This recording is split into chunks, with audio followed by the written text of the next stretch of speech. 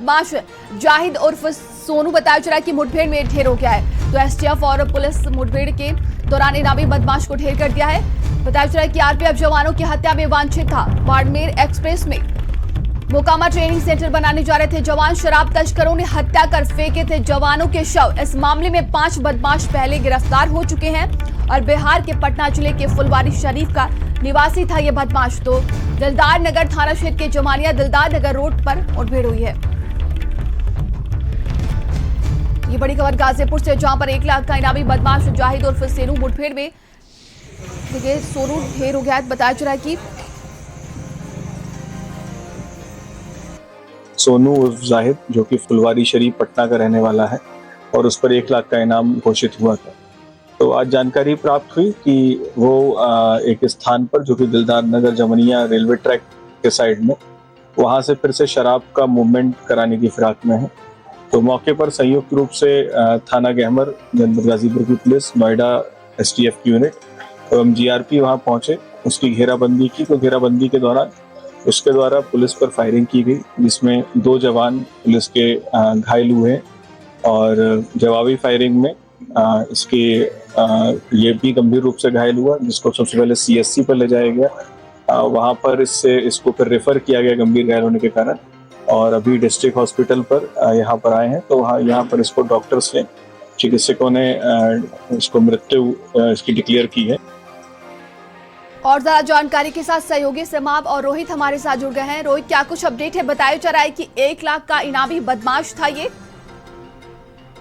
बिहार का पुलवामा शरीफ का ये रहने वाला बदमाश था। और जैसा कि ये बड़ा सुर्खियों में आया था, विगत 20 अगस्त को आरपीएफ के 2 जवानों की ट्रेन में हत्या करके उनके शव को ट्रैक पर फेंक दिया गया था। तो जांच में पता चला था कि ये शराब तस्करी, जो बिहार में शराब तस्करी करके जाते हैं, उनसे जुड़े जो गिरोह थे उनका मामला था। तो उसी मामले में ये वांछित था। इससे पहले हम बता दें कि इस गिरोह में जितने लोग चिन्हित किए गए थे, 5 लोग गिरफ्तार किए गए थे, जबकि एक मुठभेड़ के बाद पकड़ा भी गया था। और ये 1 लाख का इनामी बदमाश जाहिद जो था, ये वांछित था, जिसको पुलिस लगातार लोकेशन ट्रैक कर रही थी। चूंकि बिहार में रहता था और बॉर्डर पार करके गाजीपुर में आता था और मेन इसका काम था शराब की तस्करी, अपने कार्य करके निकल जाता था।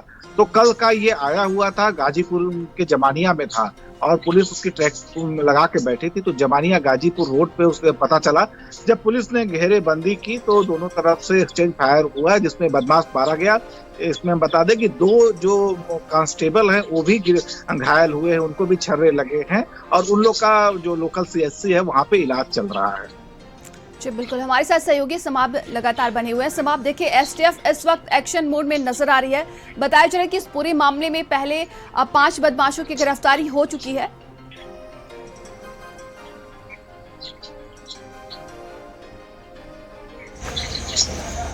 मामला था, इसमें से 5 लोगों की गिरफ्तारी हुई है और जो ये अभी एक आरोपी को जो है वो एसटीएफ ने इनकाउंटर किया है और गोली लगी उसको और वो मारा गया है।